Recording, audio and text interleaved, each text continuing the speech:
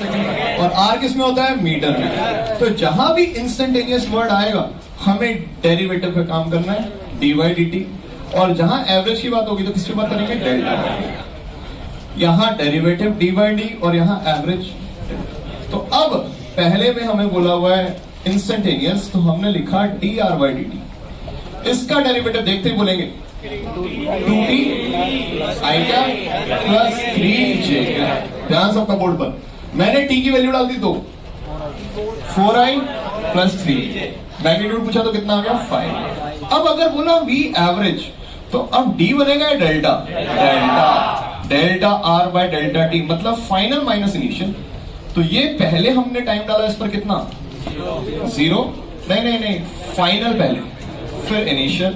तो मैंने यहां पर लिखा, नजर सबकी बोर्ड पर, मैंने यहां पर लिखा R2 की जगह t स्क्वायर प्लस 3t और टाइम का डाला 2, तो 2 square i plus 3 into 2j upon time कितना हो गया? 2 माइनस 0। ये इंस्टेंटेनियस आ गया, ये क्या आ गया? एवरेज। नजर बोर्ड पर सबसे छोटी चीज डिस्टेंस डिस्प्लेसमेंट, इसमें तो मैं कोई सोचना ही नहीं। ये डिस्टेंस, ये डिस्प्लेसमेंट, कौन बड़ा होता है कौन छोटा? तो पहला तो एजम्पशन रीजन में एक बार हमसे ऐसे बोला गया है। और कब बराबर होते हैं? कब बराबर होते हैं? Straight line without changing direction. अगर एक ही दिशा में जा रहे हो, डायरेक्शन चेंज नहीं हो रही, तब हम बोलेंगे दोनों क्या है? बराबर। देखते चलिएगा डिस्टेंस और डिस्प्लेसमेंट का मैग्नीट्यूड कब बराबर होगा? When particle moves in a straight line, moves in a straight line without changing direction, without changing direction। ध्यान सबका बोर्ड पर। अब अगर हमें बोल दिया होता कि क्वेश्चन ये बोल दिया डिस्टेंस और डिस्प्लेसमेंट बताएंगे, तो यहां तक कोई दिक्कत है ही नहीं। पाथ ए बी है और ये 90 डिग्री है, इस पाथ पर गया है, तो डिस्टेंस किसके बराबर आ गया? डिस्टेंस आएगा 2 पाई आर का 1/4 and what will be displacement? √2r। तो डिस्प्लेसमेंट का मैग्नीट्यूड आ जाएगा अपने पास क्या? √2r। अगर हम बात करें ओवरटेकिंग की, सबसे पहला कॉन्सेप्ट ओवरटेकिंग का, कोई भी बॉडी ओवरटेक कब करेगी? तो ध्यान यहां पर मान लेते हैं ये बस, इसको ओवरटेक करना है, यहां है कार, सब कुछ हमें दे रखा है, इसका U1, इसका लेट अस से U1, इसका U2, A1 A2, और इनके बीच की दूरी दी है D। हमें बोला क्या ओवरटेक कर पाएगा नहीं कर पाएगा? तो सारा काम रिलेटिव में, बस को रोक दीजिए और इसको चलाइए। तो रिलेटिव का कॉन्सेप्ट लगाएंगे, तो कार के लिए रिलेटिव क्या होगा? सेम दिशा में U1 U2 या U1 माइनस U2, सेम दिशा में एक्सेलरेशन A1 माइनस A2, और इसको कितना दूरी तय करना है? D। तो हमने इक्वेशन लिखी S बराबर UT plus half AT square. S कितना डलेगा? D। U की जगह U1 minus U2 into T plus half A1 minus A2। क्या ओके है? आपको क्वेश्चन दिया हुआ है कि बस यूनिफॉर्म स्पीड से जा रही है, तो मतलब A2 क्या हो गया? 0, और कार S से शुरू हुई है तो U1 क्या हो गया? 0। बाकी सारा क्या रहेगा? सारा ओवरटेकिंग कवर हो गया इसमें, सब कुछ। अगर आपको पेपर में बोल देता कि एक कार है, वो रेस्ट से शुरू हुई 2 मीटर पर सेकंड स्क्वायर से, नजर बोर्ड पर, और बस एक ही गति से जा रही है 6 मीटर पर सेकंड से, और इनके बीच में दूरी है 10 मीटर, तो क्या ये ओवरटेक करेंगे या नहीं करेंगे? तो हमने पहले लिख दिया इसकी एक्सेलरेशन क्या है? 0। इसकी इनिशियल स्पीड क्या है? 0। तो A1 माइनस A2 की वैल्यू क्या लिखी जाएगी? जल्दी से बताएं। 2 minus 0, U1 minus U2, 0 minus 6। ये ध्यान, और बाकी फिर से हम क्या लगा देंगे? इक्वेशन। ये हमारा हो गया ओवरटेकिंग। अब बॉयज बात करते हैं, ध्यान सबका इधर, ध्यान सबका इधर। अगर हम बोलें motion under the effect of gravity, motion under effect of gravity, हाँ जी, सबका ध्यान बोर्ड पर। ये पार्टिकल को अगर मैं जमीन से यू गति से फेंकता हूं, तो हाईएस्ट पॉइंट पर जाके इसका वी क्या हो जाता है? 0। क्या एक्सेलरेशन भी 0 है? एक्सेलरेशन पूरी जर्नी में कहाँ है? नीचे। कितना? माइनस। नीचे को मैंने क्या मान लिया? क्या टाइम ऑफ एसेंट और टाइम ऑफ डिसेंट बराबर होते हैं? कब? एयर रेजिस्टेंस ना हो और इनिशियल और फाइनल पॉइंट क्या रहे? सेम। अगर मैंने डस्टर को यहां से फेंका और ये डस्टर नीचे गिरा, क्या टाइम ऑफ एसेंट और टाइम ऑफ डिसेंट बराबर है? नहीं। सेम लेवल तक टाइम ऑफ एसेंट और टाइम ऑफ डिसेंट क्या होंगे? बराबर। अब अगर हम बात करें यहाँ पर कुछ स्पेशल केस है, what do you mean by dropped? Zero नहीं, ड्रॉप मतलब जो छोड़ रहा है उसकी गति मिलेगी। अगर मैंने इस पेन को ड्रॉप किया, मेरी गति क्या है? जीरो। तो इस पेन की गति भी क्या होगी? जीरो। अगर रॉकेट में बैठे हुए इसको ड्रॉप किया गया तो रॉकेट की गति। तो पहली चीज, अगर कोई पूछे what is the meaning of drop, तो आप बोलोगे रिलेटिव वेलोसिटी क्या है? जीरो। अगर मैं 4 से जा रहा हूं और मैंने पेन ड्रॉप किया तो इसकी गति जीरो नहीं, 4 की तरफ क्या है? जो मेरी गति थी वही इसकी गति होगी। अब मान लीजिए जो अगर कुछ नहीं बोला गया, ड्रॉप बोला गया एक व्यक्ति के द्वारा, तो यू क्या लेंगे? जीरो। ये गिरा नीचे h हाइट। अब सबसे पहले अगर ये पहला चला t टाइम, फिर ऊपर से नीचे तक चला 2t और फिर चला 3t, तो मुझे बताइए डिस्टेंस के लिए क्या हम जानते हैं s बराबर हाफ a t स्क्वायर। अगर u जीरो है तो क्या s t स्क्वायर पर निर्भर करेगा? तो ये t स्क्वायर, ये 4t स्क्वायर, ये 9t square. So what will be s1 s2 s3? 149। क्या टाइम 1 सेकंड होना जरूरी है? No sir. क्या टाइम 1 सेकंड होना जरूरी है? नहीं, सेम होना चाहिए। बोला पहले 10 सेकंड, पहले 20 सेकंड, पहले 30 सेकंड, तो आंसर क्या आएगा? 149। क्या आएगा? 149। अगर बोला पहले 5, अगले पहला 5, शुरू से 10, शुरू से 15, तब भी क्या आएगा? 149। यानी क्या? 1 स्क्वायर, 2 स्क्वायर, 3 स्क्वायर। बट अगर हमसे बोलता कि फर्स्ट, सेकंड, थर्ड में कितना चला, तो अब हम बोलेंगे अगर यहां से यहां 1 था, यहां से यहां 4 था, यहां से यहां 9 था, तो ये कितना होगा? 3। ये कितना होगा? 5। तो आंसर अब क्या आएगा? 1:3:5। ये बड़ा स्टैंडर्ड रिजल्ट है। अगर मैं बोलूं किसी पार्टिकल को 0 से t तक चला s1, t से 2t तक चला s2, ये क्वेश्चन पूछा जा चुका हमसे, तो बताइए s1 s2 की रेशियो क्या है? क्या इंटरवल सेम है? और ये स्टार्टिंग से t और ये अगला t, तो रेशियो क्या आएगी? 1:3:5। अगर पूछता 0 से 2t तक, क्या मेरी बात समझ पा रहे हैं? ये हमारा स्टैंडर्ड रिजल्ट आ गया। अब एक बार अगर हम बात करें, इसी को हमने एक पैराशूट से फेंका होता या रॉकेट से फेंका होता। एक रॉकेट से एक पत्थर को फेंका, रॉकेट जा रहा था यू से, तो पत्थर पे किससे जाएगा? यू से। अब रॉकेट से अलग हो गया, क्या ग्रेविटी इसको थोड़ी देर में नीचे बुला लेंगी? तो मान लीजिए ये h हाइट पर था, कितनी हाइट पर था? h हाइट पर जब इसको फेंका गया, तो इक्वेशन क्या लिखी जाएगी? a की s बराबर ut plus half a square, ut plus half a square. ऊपर वाली दिशा पॉजिटिव, तो बताइए u पॉजिटिव है या नेगेटिव? तो ये हो गया u पॉजिटिव। क्या यहां से लेके यहां तक इसकी डिस्प्लेसमेंट पॉजिटिव है नेगेटिव? ये इनिशियल पॉइंट है, ये फाइनल पॉइंट। क्या नीचे की तरफ है? रास्ते को नहीं देखना, एस क्या है? डिस्प्लेसमेंट। यहां से यहां तक का शॉर्टेस्ट पाथ यही है। तो क्या पॉजिटिव है नेगेटिव? तो एच या माइनस एच? Minus H. क्या ग्रेविटी नीचे ही होती है? बिल्कुल। तो हाफ माइनस जी, और ये सॉल्व हो गया। तो दो क्वेश्चन आए हुए, एक हमने ड्रॉप किया, एक रॉकेट से ड्रॉप किया। रॉकेट में ड्रॉप कर रहे हैं तो किसकी गति मिलेगी? रॉकेट की। किसकी गति मिलेगी? रॉकेट की। अगर आपने एक दिवाली वाले रॉकेट के साथ एक चूहे को बांध दिया और रॉकेट ऊपर जा रहा है, फाइनली ऊपर जाके रुका, हाईएस्ट पॉइंट पर अगर चूहा इससे अलग हुआ तो चूहे की इनिशियल वेलोसिटी क्या होगी? अगर चूहा यहां पर कहीं अलग हुआ तो ऊपर की तरफ क्या लेंगे? पॉजिटिव। रॉकेट नीचे आते हुए नेगेटिव, तो यू क्या हो जाएगा? नेगेटिव। बाकी सब क्या रहेगा? ये हमने लिख दिया under the effect of gravity की बात। अब अगर हम बात करें, यहां पर और स्पेस है, बॉयज मुझे सोच के बताना, पहले सारे इंपॉर्टेंट कॉन्सेप्ट हम उठा रहे हैं। रिवर स्विमर वाला कॉन्सेप्ट, रिवर स्विमर, एक ही लाइन में पूरा रिवर स्विमर हो जाएगा हमारा।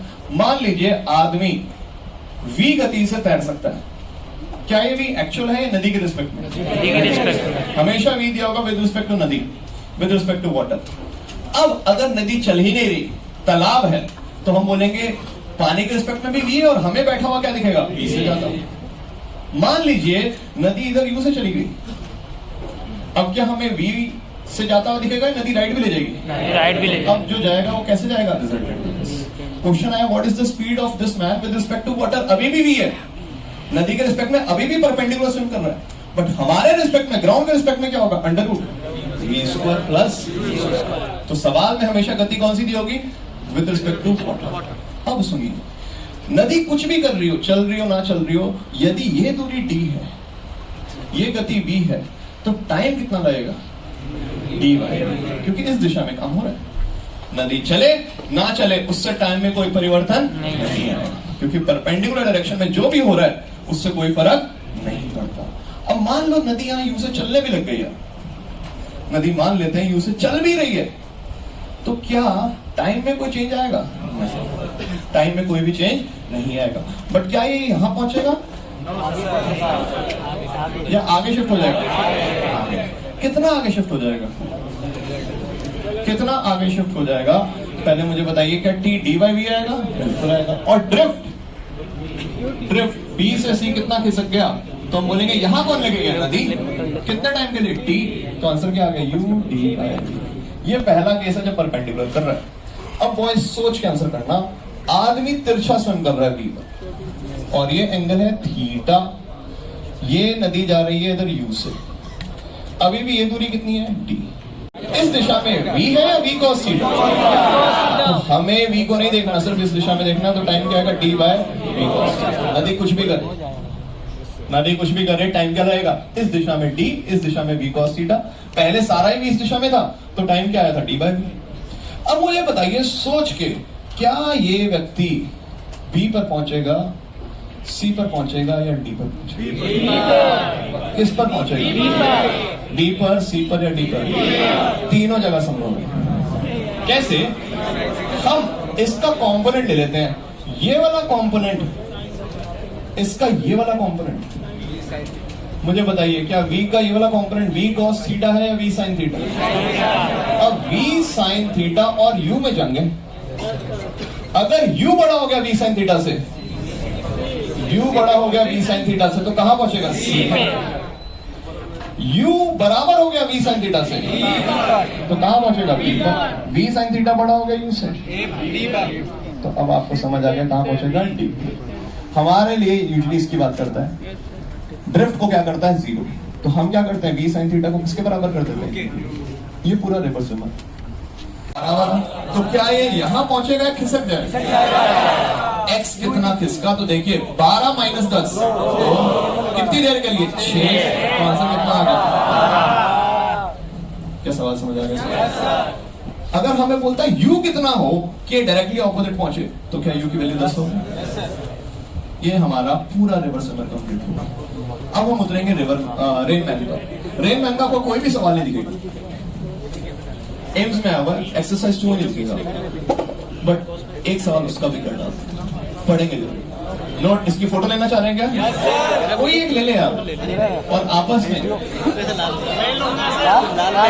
कोई भी जो फोटो लेगा उसका नंबर यहाँ डाल देंगे। 2 मीटर। अब हमसे बोला प्रतीत कितने से हो रहा है, rain with respect to man, तो हम क्या करेंगे, सेम दिशा वाले कॉम्पोनेंट घटा देंगे और बाकी कोई दिक्कत नहीं। तो मुझे बताइए क्या ये 6 और 2 सेम दिशा में है, रेन कितने से आती दिखेगी, 4 से, 6 माइनस 2, और यहाँ नीचे की तरफ कुछ है क्या इसका, नहीं, तो मैंने लिखा 8 माइनस 0 ही लिखा, 8 लिख सकता था, ताकि ध्यान रहे हमने इस कॉम्पोनेंट को क्या माना है, 0, 6 माइनस 2 और 8 माइनस 0। तो अब with respect to man rain की गति क्या होगी, 4 का स्क्वायर जमा 8 का स्क्वायर। क्या मेरी बात समझ रहे हैं। अब अगर आदमी इस पहाड़ पर चढ़ रहा है या इंक्लाइन पर चढ़ रहा है, नजर सबकी बोर्ड पर, पहले मान लेते हैं उतर रहा है नीचे, उसका एक कंपोनेंट इधर 3, एक कंपोनेंट इधर 4, और रेन गिर रही है यहां नीचे 4, और इसको मान लिया हमने 11, या मैंने इसको कह दिया 10। तो मुझे बताइए रेन की एक्चुअल गति क्या है, 4 का स्क्वायर जमा 10 का स्क्वायर अंडर रूट। अब इसकी बात करें with respect to man, rain क्या दिखेगी, क्या दोनों सेम दिशा में ऑपोजिट? ऑपोजिट क्या करेंगे? चार चार जमा दिशा। तीन। क्या दोनों सेम दिशा में? Yes sir. 10 माइनस 4 6 तो अब एप्रिल कितना आ गया? 7 का स्क्वायर जमा 6 का स्क्वायर। ये पूरा अरेंजमेंट है। आपके बिगनर बॉक्स में एक ऐसा क्वेश्चन भी है कि मैन ऊपर चढ़ रहा है, ध्यान सबका बोर्ड पर, ये मैन चल रहा है ऊपर, ऐसे जाएगा तो एक कंपोनेंट इधर आएगा, एक ऊपर आएगा, ये 2 और ये 3, और रेन आ रही है इधर 5 से, इधर जा रही है लडस से 4 से। तो इस हॉरिजॉन्टल को देखना है, 2 और 5 सेम दिशा में, तो क्या लिखा जाएगा? 5 माइनस 3 और 4। अब बूंदों को उछल उछल के ले रहे हैं तो 4 जमा 3 क्या बात समझ? बूंदें गिर रही हैं और ये नीचे 4 जमा 3 क्या यहाँ तक ले रहे हैं? ये पूरा रेंज में ग्राउंड पे, इंक्लाइंड पे सब कुछ कवर हो गया। रिवाइज ऐसे करना है।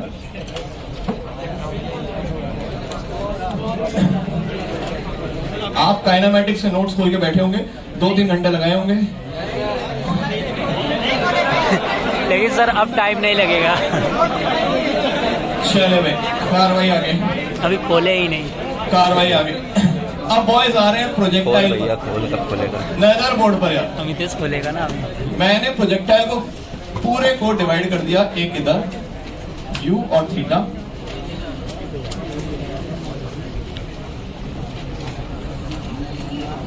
u और इसको बोल दिया theta.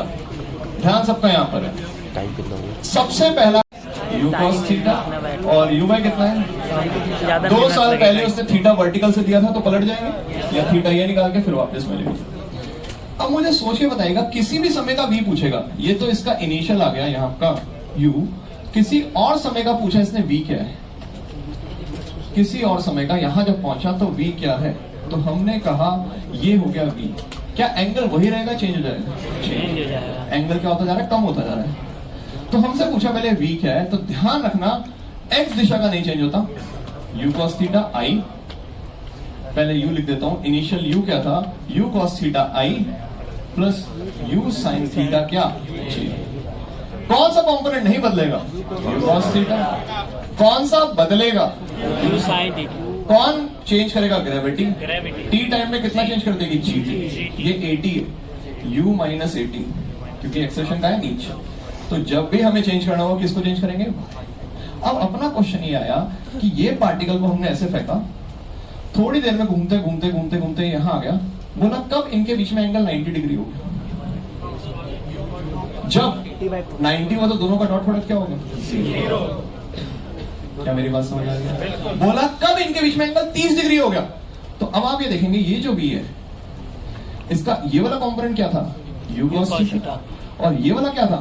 u sin theta minus gt, और ये बोल दिया अल्फा। तो what is tan alpha? Perpendicular upon this u sin theta upon u cos theta. तो देखो इसका लिख दिया, बताइए ना tan थीटा शुरू कर, बट थोड़े टाइम बाद क्या u sin थीटा बदल चुका होगा? Upon u cos theta. क्या मेरी बात समझ आ रही है सर? कौन सा कंपोनेंट नहीं चेंज हो रहा? x वाला। तो ये tan अल्फा आ गया। अब हमने बोला 4 सेकंड बाद एंगल क्या है, तो t की वैल्यू कितनी डल गई? 4। तो ये हमने काम कर लिया, इनिशियल फाइनल वेलोसिटी अलग अलग टाइम पर। अब मुद्दा आया टाइम क्या लगेगा, तो टाइम ऑफ फ्लाइट का फॉर्मूला जानते हैं, 2u sin theta by g। h max का बाय 2g, रेंज का u sin थीटा को ऐसा भी पढ़ना सीखो। क्या सारे ओके हैं? क्या सारे ओके हैं? क्योंकि अगर कई बार उसने एंगल 53 दे दिया, तब क्या करेंगे? साइन 106 बन गया। तो ये वाला एंगल हमें पता होना चाहिए। क्या मेरी बात समझ रहे हैं? साइन टू थीटा तो ठीक है, बट साइन टू थीटा होता क्या है? 2 sin थीटा cos थीटा। अब यार इन्हीं फॉर्मूलों को हम इसमें भी लिख सकते हैं। क्या u sin थीटा uy होता है? Yes sir. तो फॉर्मूला क्या बनेगा? t equal to 2uy by g। h max uy square by 2g। Range 2 u sin theta u cos theta 2ux uy by g। क्या सारे ओके हैं? Yes sir. अब अगर हमें क्वेश्चन दे देता, इधर ध्यान है, सबका ध्यान बोर्ड पर, हमें बोला एक पार्टिकल को फेंका है यहां से, उसकी रेंज है 40, और हमें बोल दिया गया ये कुछ u और ये थीटा है 30 डिग्री।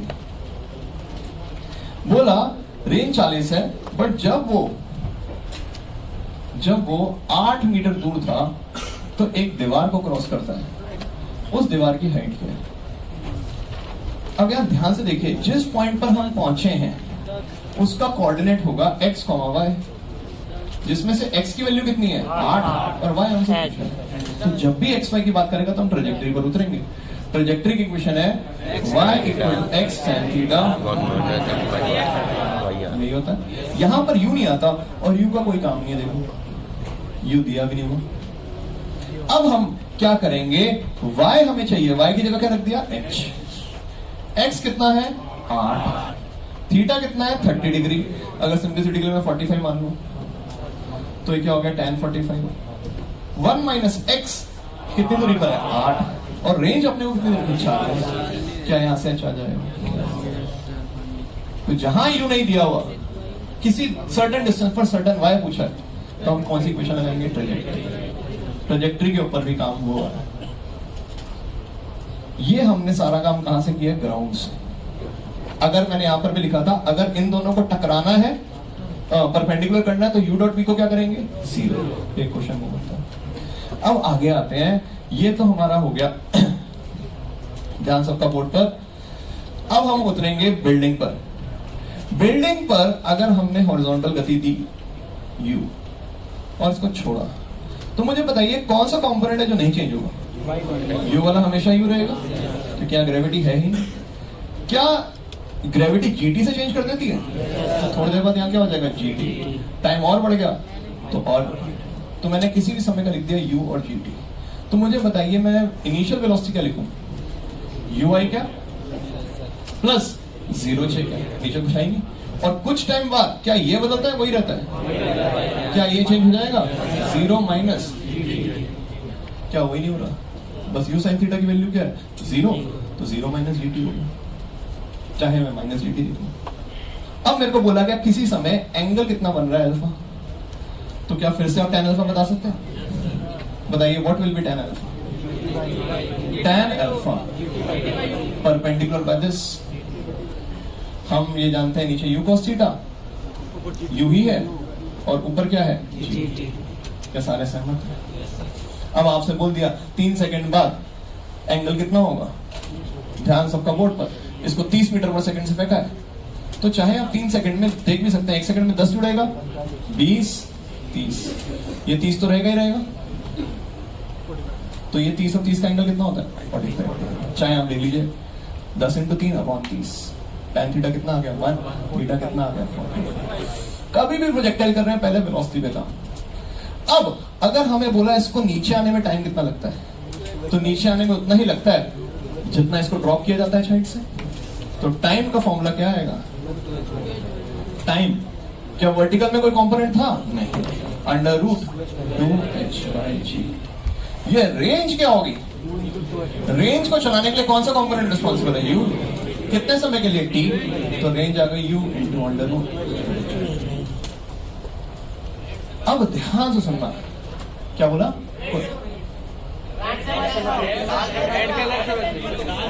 अच्छा रेड पेन नहीं यूज करना, बिल्कुल इधर ध्यान यार, रेड हटा देते हैं।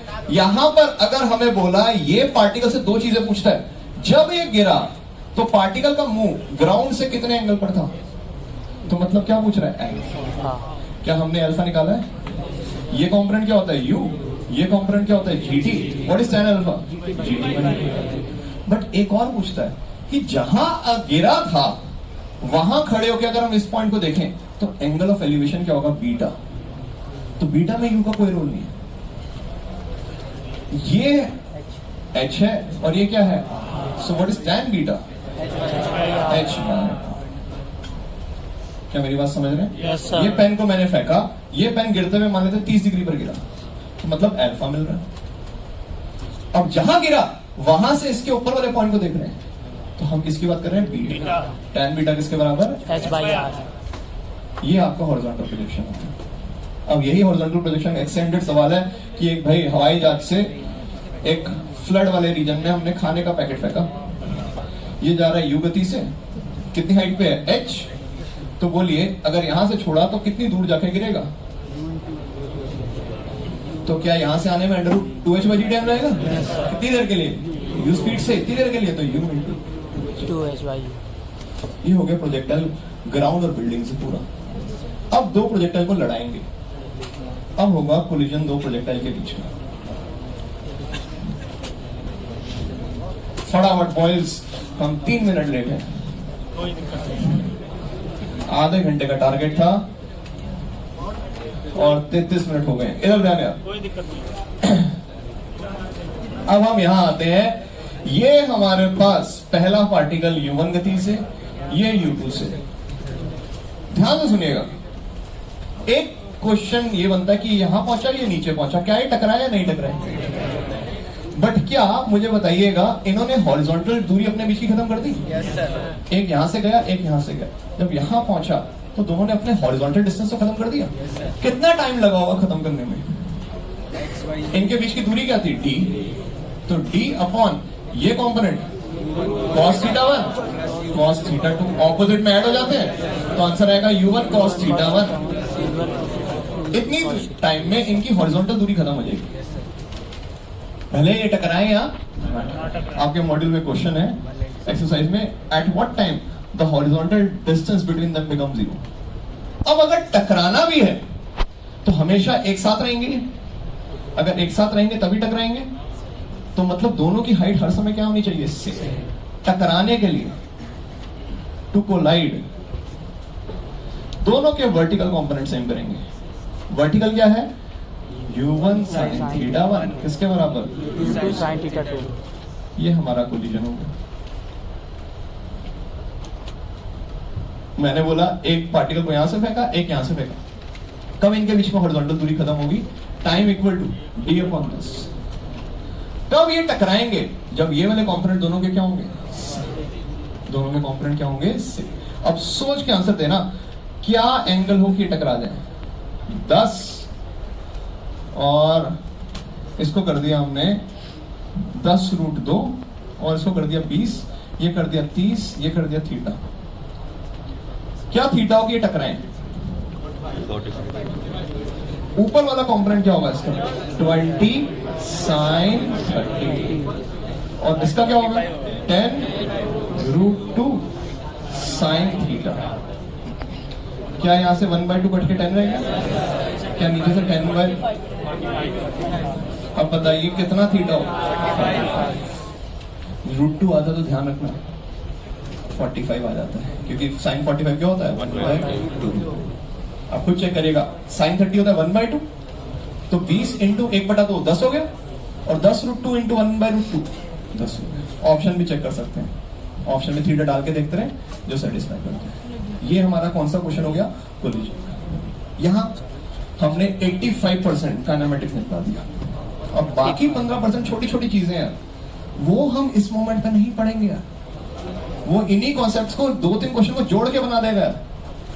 मेरी बात समझ पा रहे हैं? जब आप क्वेश्चन करेंगे तो 90% क्वेश्चन इन्हीं कॉन्सेप्ट से बनेंगे। अब 10% जैसे एक क्वेश्चन वो आ गया कि क्लोजेस्ट डिस्टेंस ऑफ अप्रोच, है ना, छोटी छोटी चीजें और हैं, तो उन पे टाइम ना लगे। अभी पहले राउंड में हमें पूरा करना है। और एक चीज बॉयज, जब भी रिवाइज कर रहे हैं अपने दिन का, तो ग्रेविटी की फोर्स कांस्टेंट होती है, तो क्या हम वर्टिकल हाइट mgh कह सकते हैं? क्या हमने सरफेस टेंशन की फोर्स कांस्टेंट देखी है? देखिए नहीं देखी है? तो क्या हम वहां फोर्स इनटू डिस्प्लेसमेंट लिख सकते हैं? क्या हम डिस्प्लेसमेंट को यहां x अगर लिख दूं, फोर्स dl होता है, तो क्या lx एरिया चेंज होता है? तो जब मैं, देखो इधर ध्यान से देखना, ये मैं लिखा fs cos थीटा, इसमें आगे हमने सब टाइप कर दी। ग्रेविटी आया, ग्रेविटी आया तो वर्क का formula plus minus mg। Friction का वर्क आया, काइनेटिक फ्रिक्शन का, माइनस म्यू के mg l। ये किसका वर्क आया? फ्रिक्शन।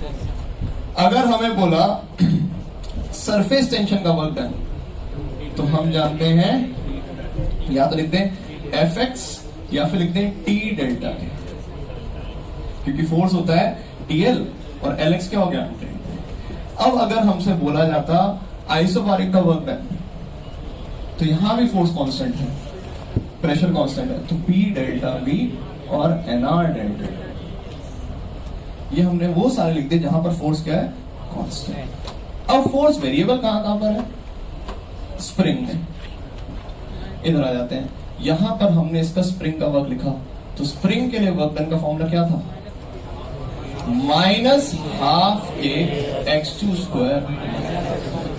अब यहां पर हमने इसका एक फॉर्मूला देखा कि भाई स्प्रिंग ऑलरेडी 1 सेंटीमीटर खुला हुआ था और हम यहां से इसको 2 और खोल लिए, तो मुझे बताइए मीन से कितना दिखेगा ये, 3।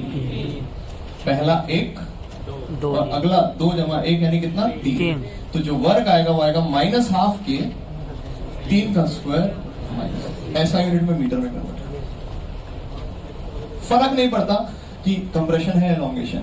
अगर ऐसे बोलता कि स्प्रिंग ऑलरेडी एक यहां पर था, अब स्प्रिंग यहां पर 4 है, तो हम वापस से वर्क का वही फॉर्मूला लिखेंगे, -12 के फाइनल 4 का स्क्वायर, इनिशियल 1, माइनस लिखेंगे तब भी स्क्वायर क्या हो जाएगा, प्लस।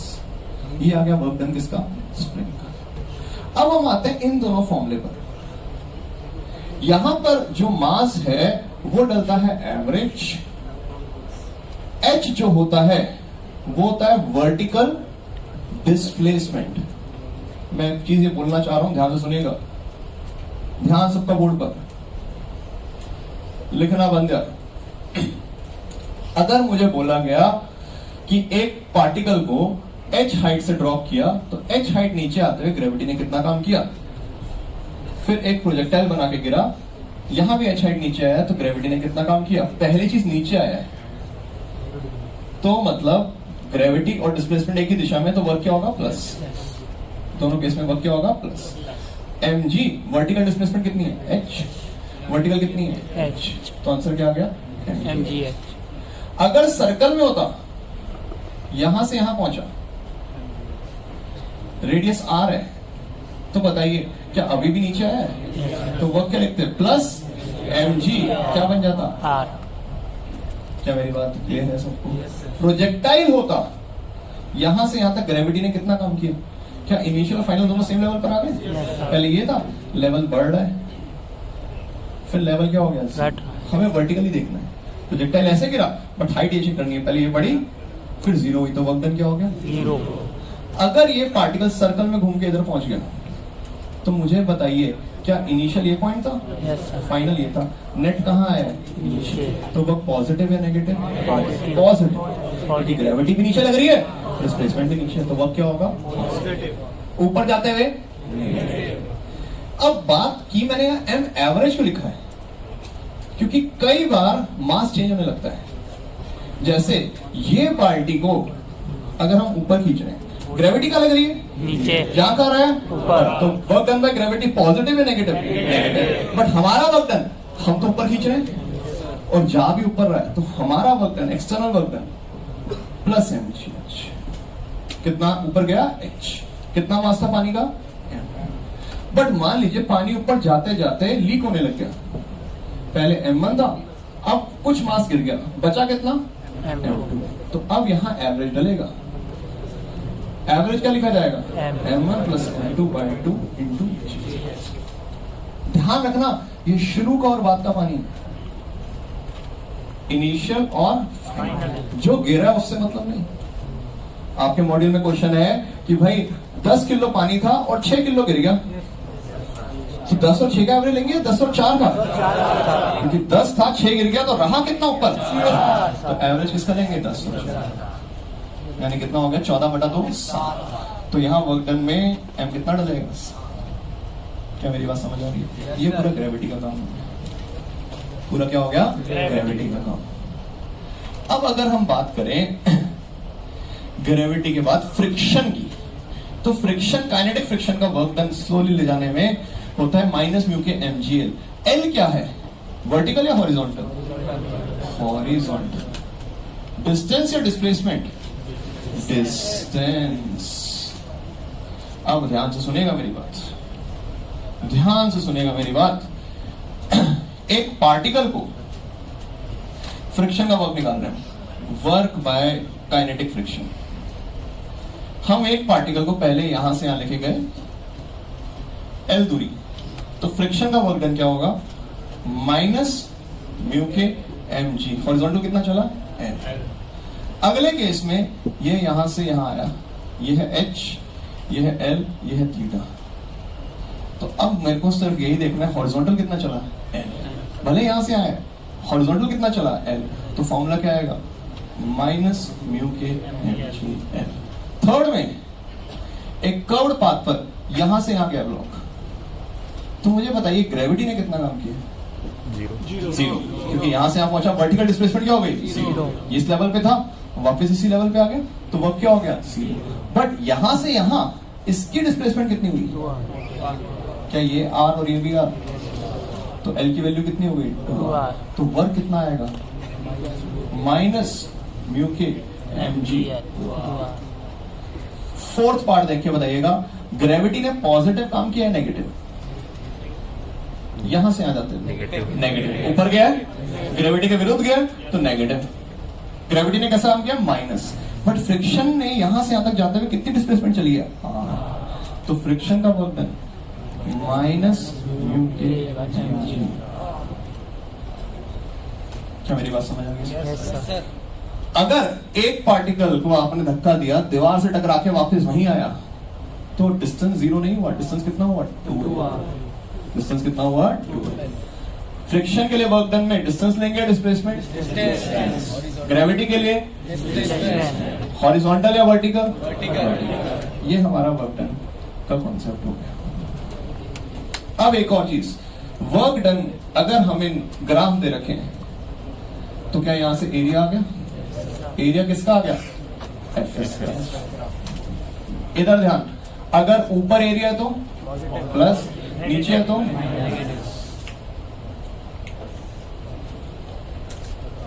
एक और चीज, अगर ये नहीं दिया तो एक और कॉन्सेप्ट है, work is equal to change in what, kinetic energy. Work done by all the forces is equal to change in kinetic energy. अब यहां देखिएगा, नजर बोर्ड पर भाई ये वाला पार्ट इंपॉर्टेंट है, ग्राफ वाला। एरिया निकालना कि एक दो क्वेश्चन कर लेना पूछे हुए हमसे। यहां पर आए, हमें बोला गया एक पार्टिकल का मास 2 किलो, एक्स दे दिया t² + 4t या 4, सो कर दिया t³ + 4। Find work by all forces from t = 1 to t = 2। अब यहां देखेगा, क्या हमें फोर्स दे रखी है, नहीं। क्या हमें एक्सेलरेशन दे रखी है, नहीं।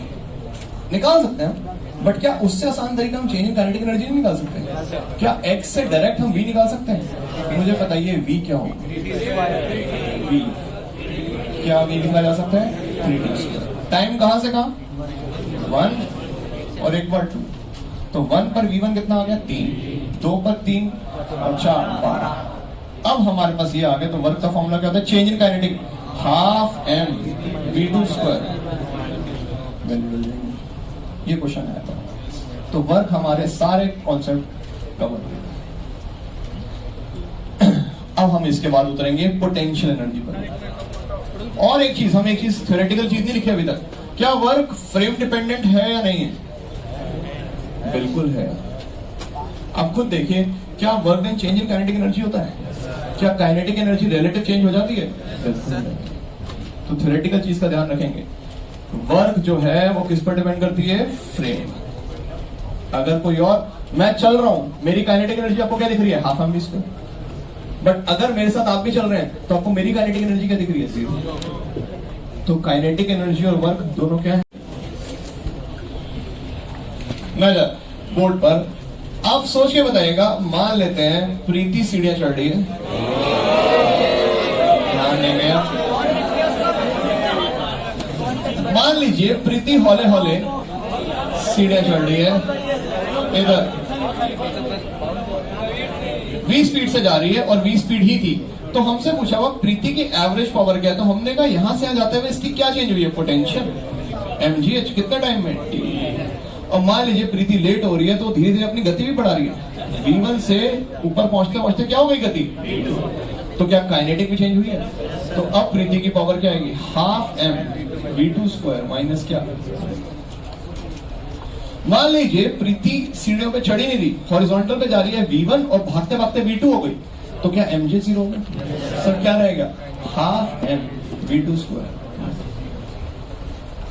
अगर सीढ़ियों पे स्पीड सेम है तो v2 v1 क्या हो गया, बराबर, तो सब क्या रह गया, mgh। अब आपको क्वेश्चन बोला है हवाई जहाज जमीन पे रेस्ट पे था और वो अपनी गति पकड़ते पकड़ते एच हाइट पे चला गया और गति 0 से v हो गई, तो उसकी एवरेज पावर क्या थी, क्या यही mgh plus half m v square minus v। अब प्रीति क्या बन गई, हवाई जहाज।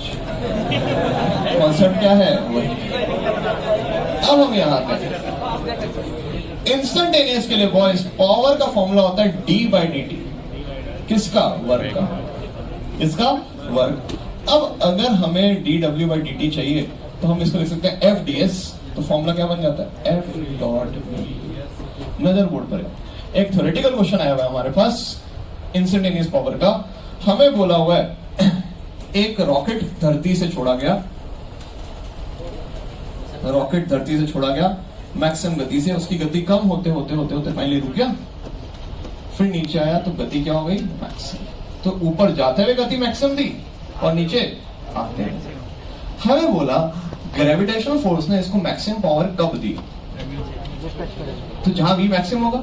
अब एक भी यहां मैक्सिमम है कि यहां है, मुझे सोच के बताइए क्या ग्रेविटी का फोर्स ऊपर है नीचे, दोनों केस में नीचे लग रहा है। क्या यहाँ पर दोनों के बीच में एंगल 180 है, तो पावर पॉजिटिव है नेगेटिव, नेगेटिव, मतलब काइनेटिक एनर्जी को कम कर रहा है। और यहाँ पर सेम दिशा में तो क्या है, तो अपना एक्सरसाइज 2 का सवाल है, when will be the maximum power delivered by the gravitational force. पहला एट हाईएस्ट पॉइंट, क्या हाईएस्ट पॉइंट पे होगा, नहीं, हाईएस्ट पॉइंट पे तो v क्या हो गया, 0, तो इंस्टेंटेनियस पावर क्या हो गई, 0।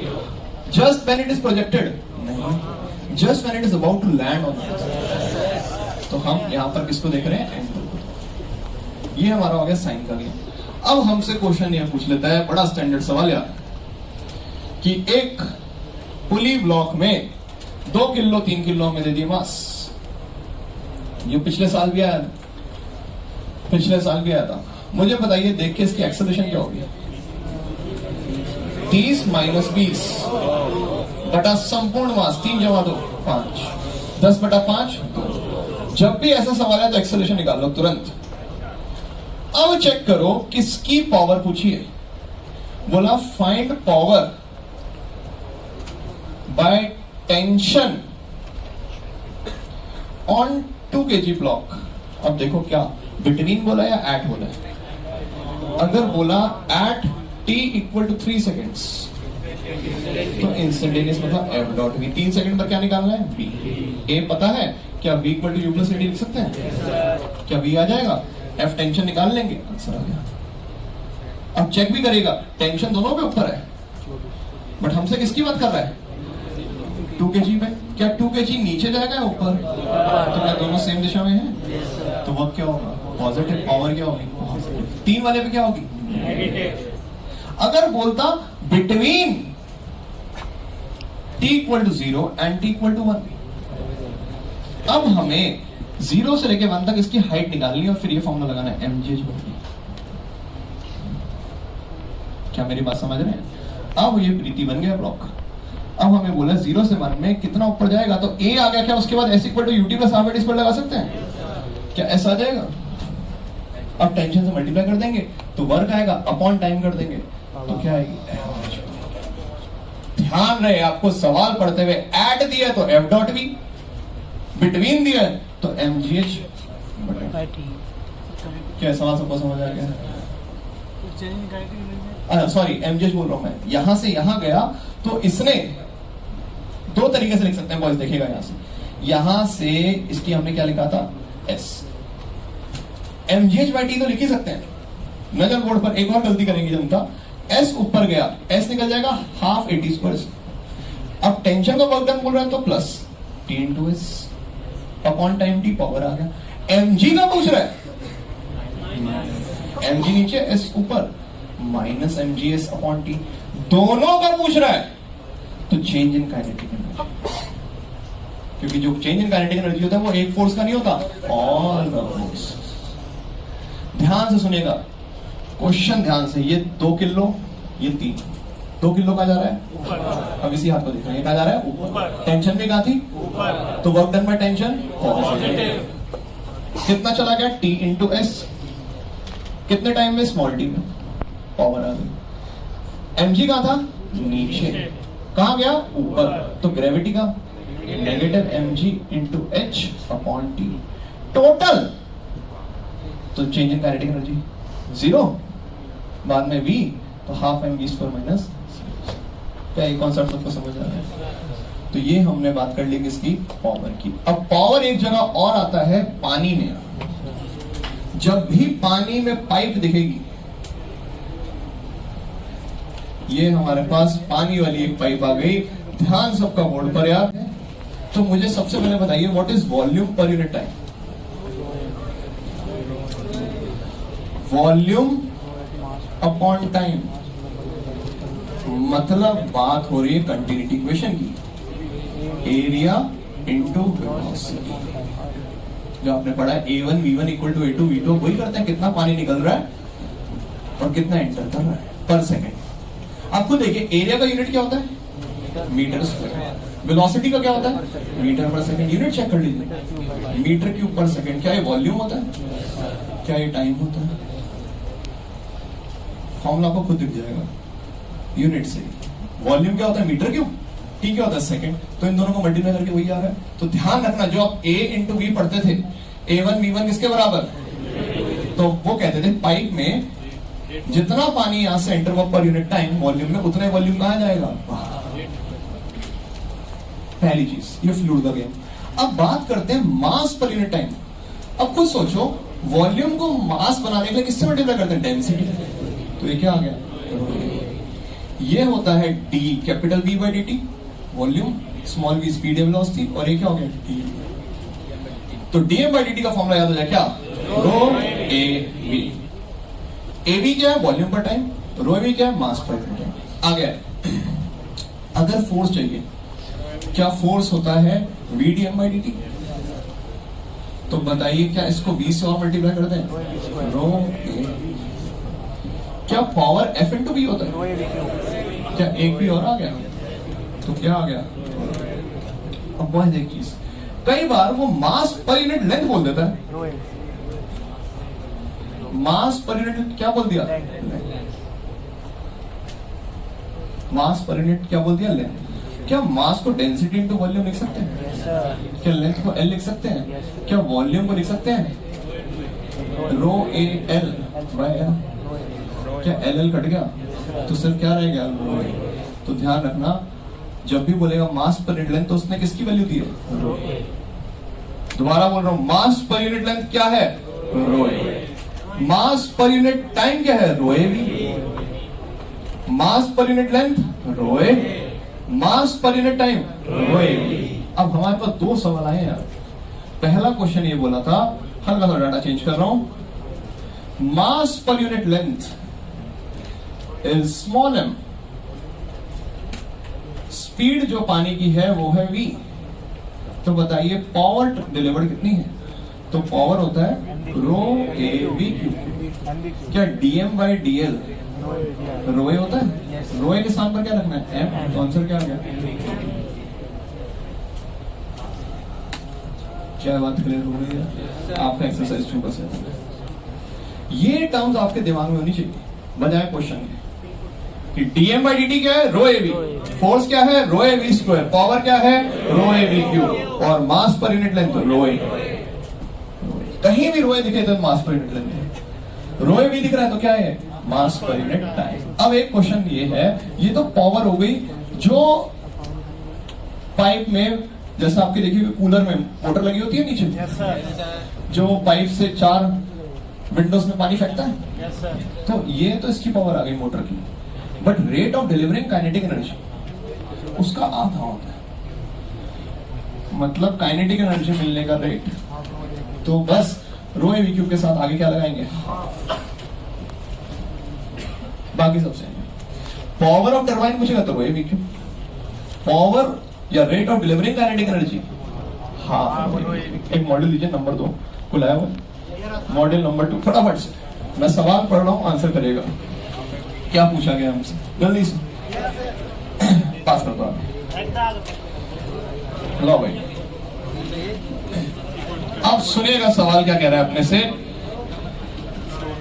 सवाल हमसे बोल रहा है कि एक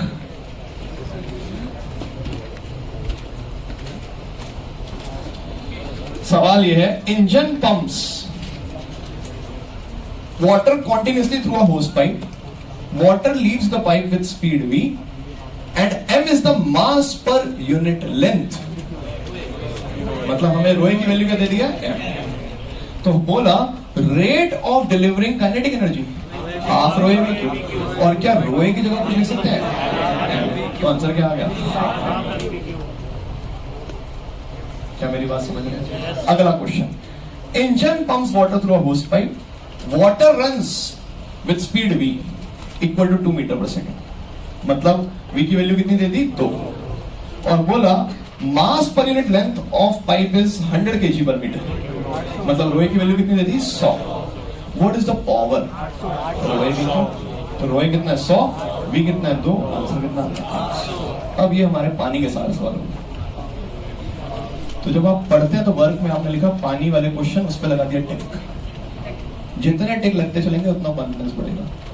अभी आपके बहुत सारे टिक होंगे भी, बट आपको खुद नहीं पता कि हमारे क्या टिक है। Yes sir. ये तभी पता चलेगा जब पढ़ा, एक सवाल किया, एंड। इस पर ज्यादा समय नहीं लगाना कि 20 सवाल कर रहे हैं अलग अलग जगह से, उससे कुछ नहीं होगा। आगे बढ़ते हैं।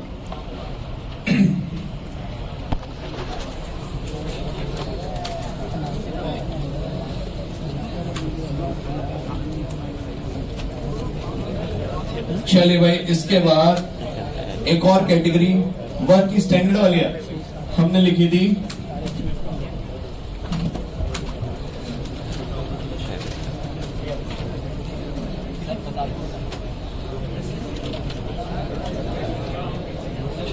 भाई क्लास आधा घंटा एक्सटेंड हो जाए कोई दिक्कत तो नहीं? क्या कह रहे हैं?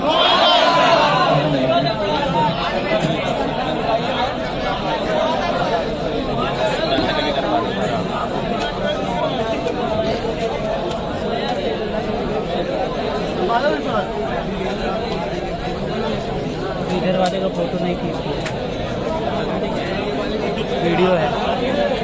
चलिए भाई आगे देखते हैं। इसके बाद अब बात करते हैं पोटेंशियल एनर्जी की। पहली चीज, पोटेंशियल एनर्जी किसके लिए डिफाइन है? कंजर्वेटिव या नॉन कंजर्वेटिव? आपसे डायरेक्ट थ्योरेटिकल क्वेश्चन आया है, ध्यान से सुनिएगा। हमें बोला गया इस डस्टर की पोटेंशियल एनर्जी कब बढ़ेगी?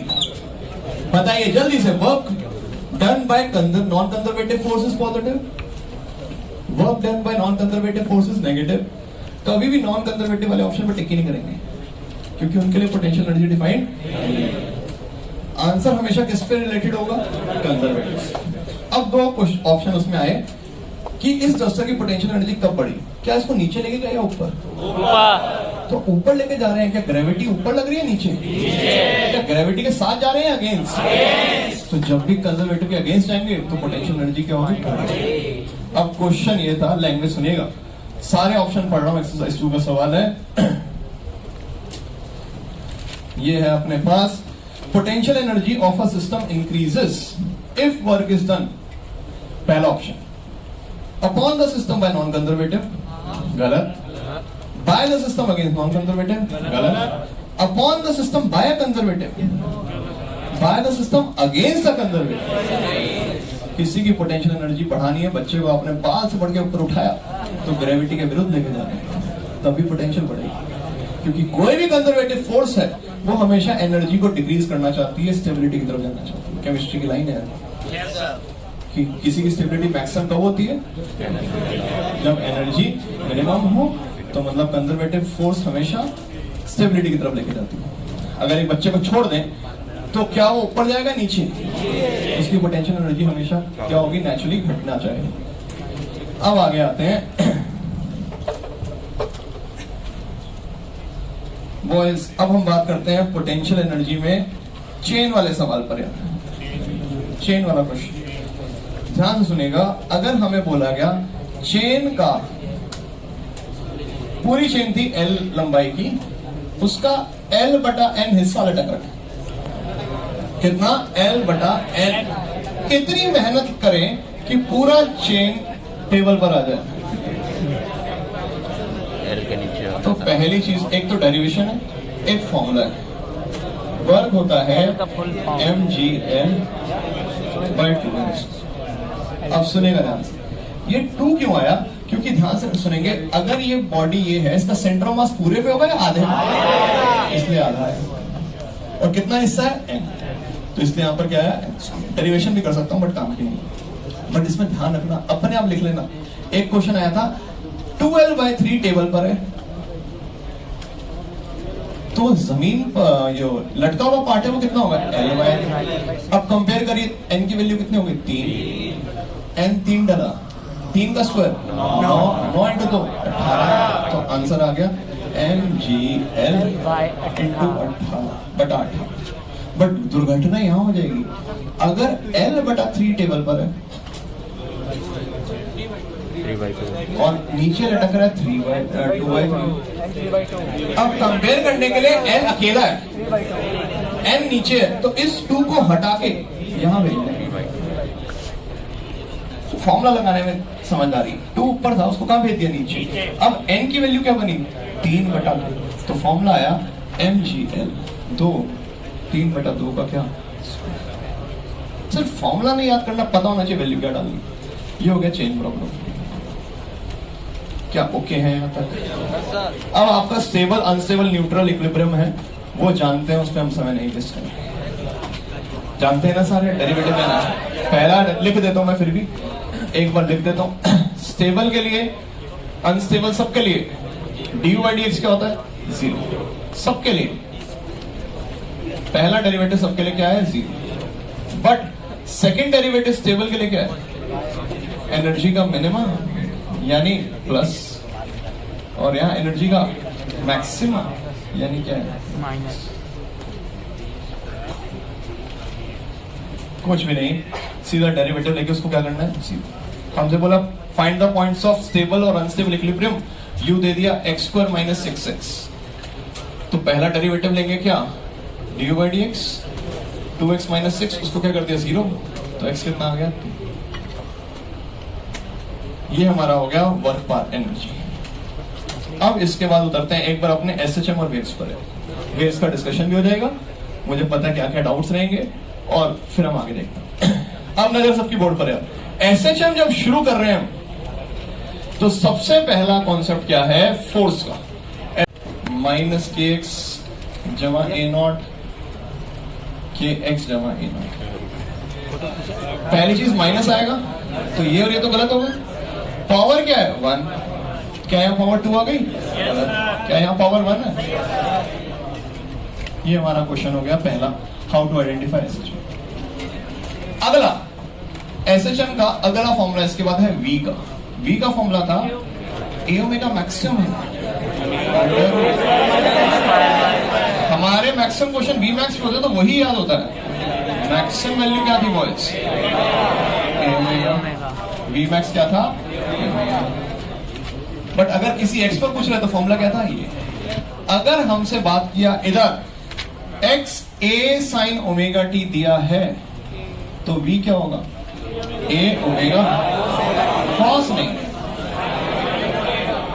Acceleration a omega square. Sine का साइन ही रहने दो, डेरिवेटिव मत लो, आगे जोड़ते चलो, आगे जोड़ते चलो। तो क्या हम कह सकते हैं, हमने इसको आगे किया तो यहां पर जमा π/2 और यहां पर जमा π। बॉयज ध्यान से सुनेगा, इसका अगर ग्राफ बनाने को आया, साइन का ग्राफ यहां से शुरू होता है, ये कितना आ गया? 90। तो 90 चला दो, कैसे चलेगा? तो अगला ग्राफ ये बन गया। ये कितना चला 180, तो 180 चला दो। अब अगला ग्राफ ऐसे ये वाला क्वेश्चन हमसे पूछा गया है, ये x का, ये v का और a का ग्राफ हमसे पूछा जा चुका है, a का ग्राफ हमसे पूछा जा चुका है। अब इसी के अकॉर्डिंग अगर हमें काइनेटिक एनर्जी बनानी है तो काइनेटिक एनर्जी को v के अकॉर्डिंग देखेंगे। क्या v मैक्सिमम है तो काइनेटिक भी मैक्सिमम से शुरू होगी, बट नेगेटिव तो होती नहीं काइनेटिक।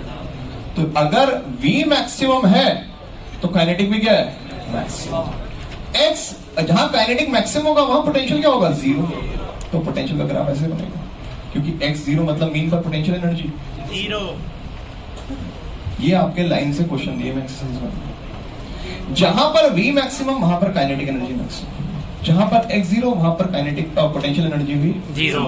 अब आपके पेपर में ये आया था x a cos omega t, पहला काम है साइन बना लो।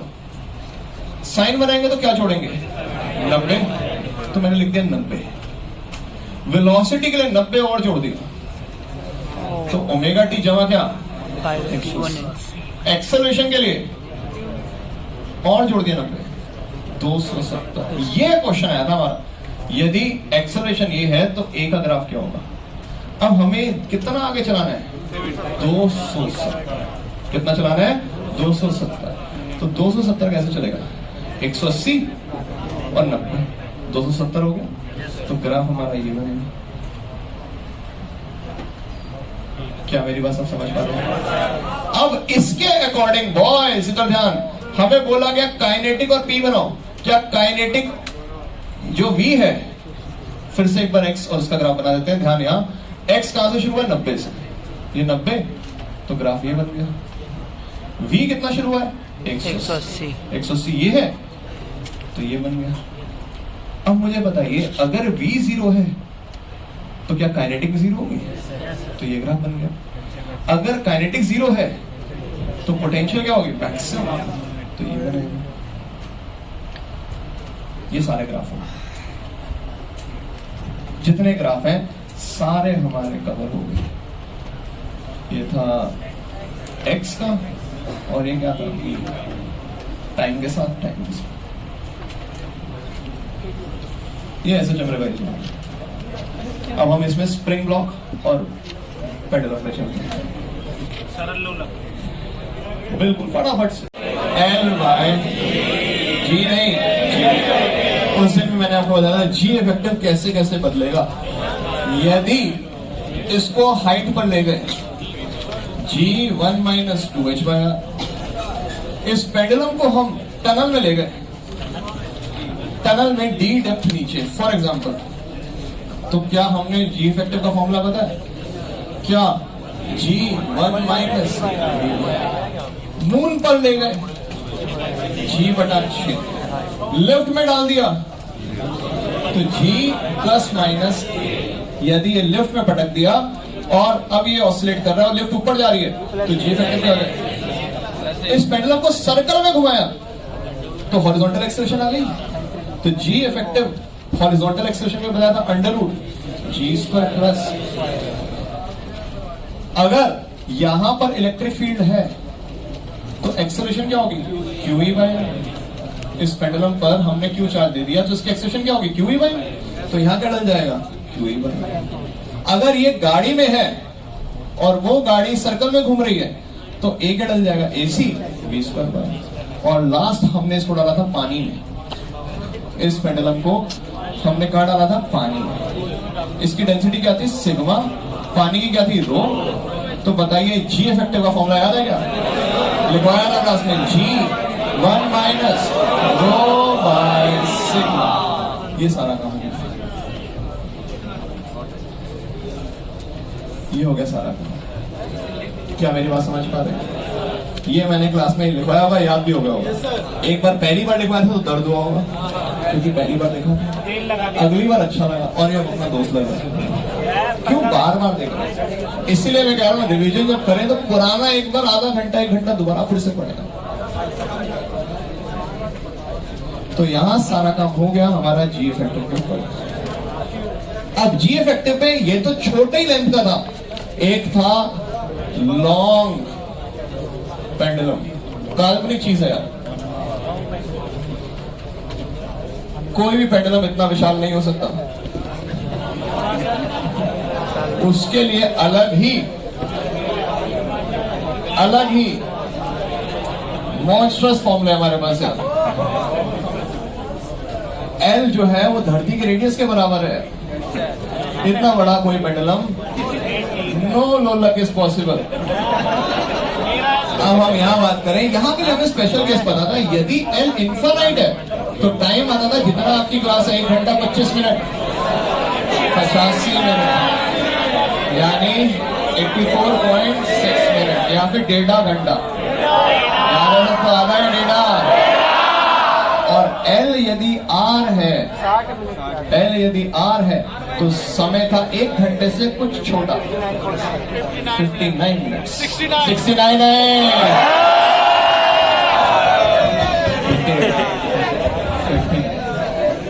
इतने बड़े पेंडुलम के साथ 59 ही संभव है।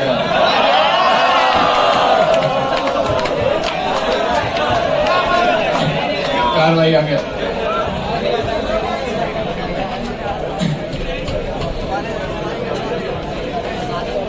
अब एक सवाल हमारा बहुत बढ़िया आया हुआ है, क्वेश्चन बहुत आसान, बट उसकी लैंग्वेज। टी बटा टी की वैल्यू कितनी आ गई? 2। इन दोनों को डिवाइड करेंगे, जी आएगा या जी कट जाएगा? मतलब ये जी पर डिपेंड कर ही नहीं रहा। बोला इस पूरे सिस्टम को हम किसी और प्लेनेट पर ले गए और वहां से फिर एक बॉल को छोड़ा एच हाइट से, तो उसको टाइम इस बार टी की जगह टी डैश लगा, क्योंकि जी तो बदल गया, अब जी रहा है जी डैश। अब वहां पर पेंडुलम को घुमाया तो वहां भी टाइम पीरियड बदल गया, क्या? L by G dash. But दोनों की रेशियो क्या जी से इंडिपेंडेंट है? तो यहां पूछा टी डैश किसके बराबर होगा? जी पर निर्भर नहीं करना। इंडिविजुअल रिजल्ट तो करेंगे बट रेशियो चेंज नहीं होगी। जुपिटर लेंगे तो T double dash, T double dash. अगर यहाँ पे 3 दिया होता शुरू में तो आंसर यहाँ भी क्या था? 3। कोई परिवर्तन नहीं। पेंडुलम का इसके अलावा और कोई बड़े सवाल नहीं बनता। अब हम उतरते हैं बेस में। अच्छा, डैम्पिंग की भी बात की थी यार, डैम्पिंग याद है क्या? मुझे बताइएगा। बीवी आ गई, माइनस बीवी, तो अब एनर्जी वही रहेगी, कम होने लगेगी। मतलब क्या हो गया? डैम्पिंग। ये क्या था? फ्री। अब जितनी कम हो रही है उसकी भरपाई, तो ये जबरदस्ती एनर्जी भरी जा रही है। क्या है? फोर्स। क्या याद हो गया सबको? याद है? ये हमने फोर्स देखी थी ना तीनों की। अब डैम में ग्राफ पड़ा था जिसको बहुत सारे चक्कर लगते हैं खत्म होने में। क्या डैम्पिंग ज्यादा है कमजोर है? कमजोर। बहुत समय लगा, बहुत समय लगा। आपकी शादी हो गई और अभी भी आप अपने दोस्तों के साथ घूमते हैं। बीवी कहती घर आ जाओ, आते फिर चले जाते हैं, आते फिर चले जाते हैं। तो आ रहे जा रहे, बीवी का इतना इफेक्ट नहीं है। अंडर डैम्ड है। बीवी ने कहा घर आ जाओ, आए और यहीं रुक गए। उसके बाद कभी बाहर गए ही नहीं। क्रिटिकली डैम्ड है।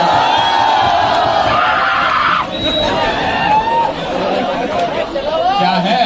Critically damped, critically damped. अब डैम्पिंग इतनी है कि बीवी ने फोन कर दिया, बाहर हो, घर आओ। जाना भी जाते हैं बट डर भी लग रहा है।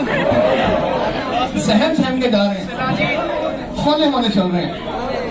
घर की तरफ तो चले बट घर कभी पहुंच नहीं पा रहे। तो ये क्या है यार? क्या है? क्रिटिकली डैम, ओवर डैम, ये ग्राफ मैंने बताया था। तो यहाँ हमने डैम्पिंग के ऊपर भी एक रिकैप कर लिया। एक वर्ड आया था रेजोनेंस। रेजोनेंस में ओमेगा नॉट किसके बराबर था? Omega D. किसके बराबर था? ओमेगा डी के। और हमने पढ़ा था कि भाई किसी पुराने पुल पर क्या सोल्जर्स एक साथ चलेंगे या अलग अलग, ताकि क्या ना हो जाए। ठीक है, अब उतरते हैं वेव्स को। अब उतरते हैं किस पर यार?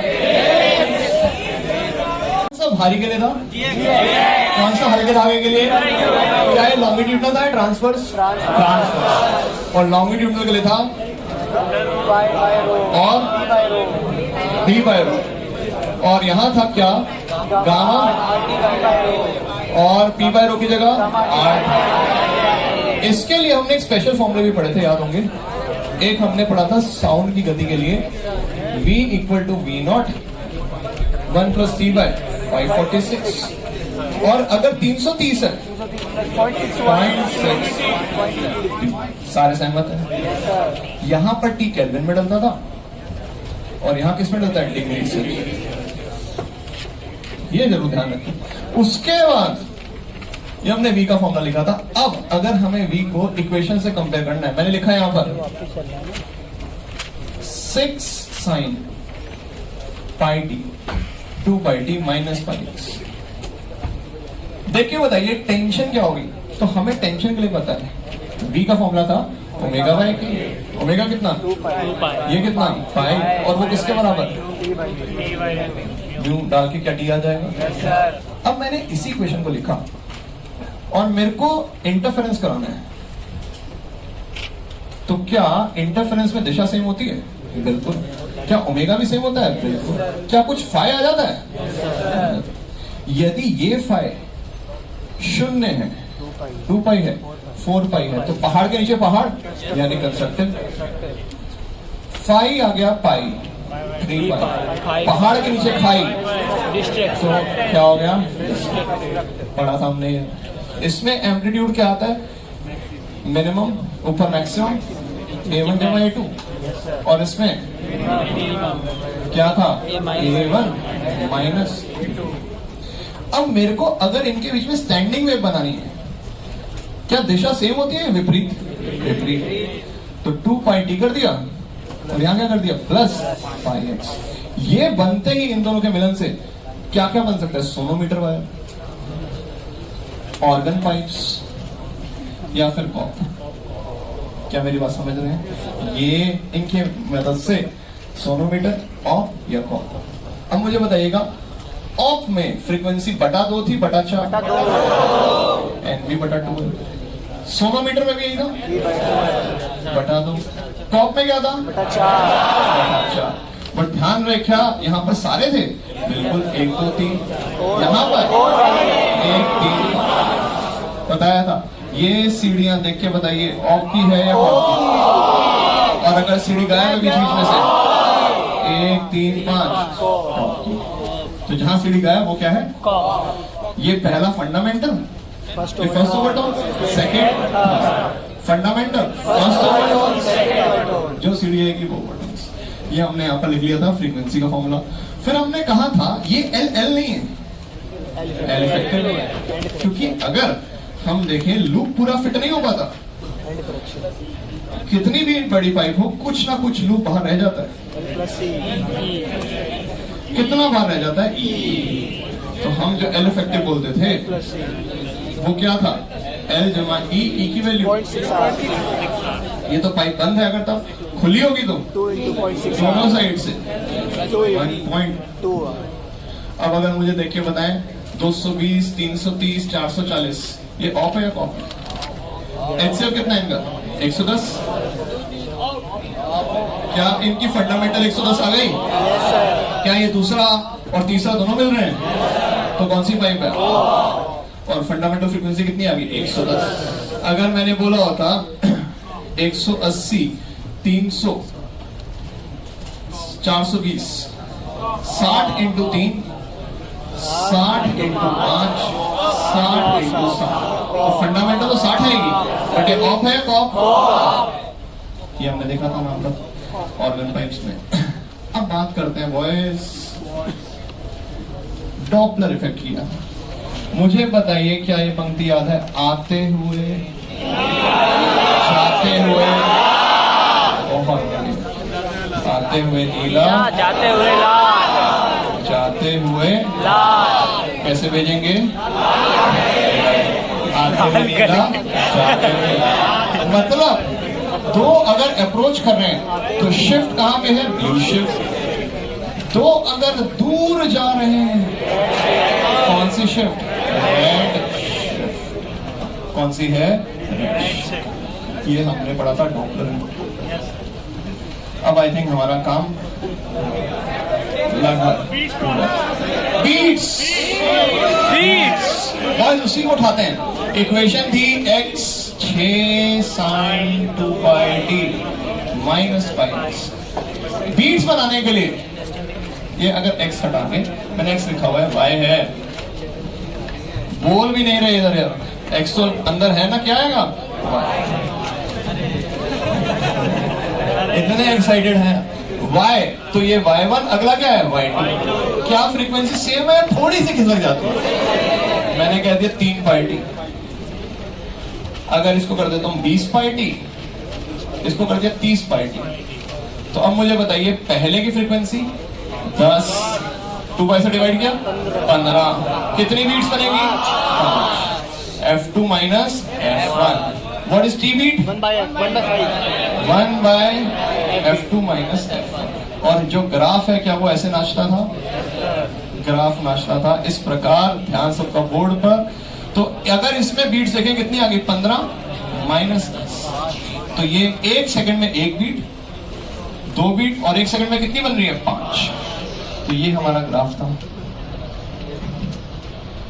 क्या ये 1 बीट बनी है, और 1 सेकंड तक अगर हम देखेंगे तो इस सवाल के अकॉर्डिंग कितनी बनेगी 5।